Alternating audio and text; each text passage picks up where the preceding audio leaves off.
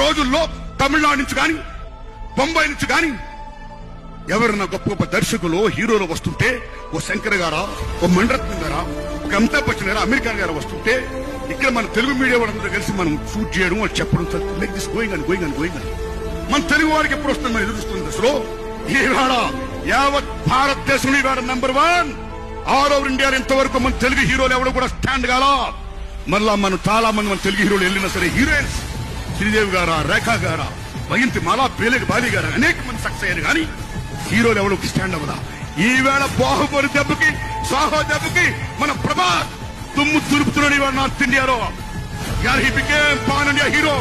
మనం గర్వించాలి ప్రభాస్ ఆ స్థాయి కూర్చున్నందుకు. సెల్యూట్ ప్రభాస్.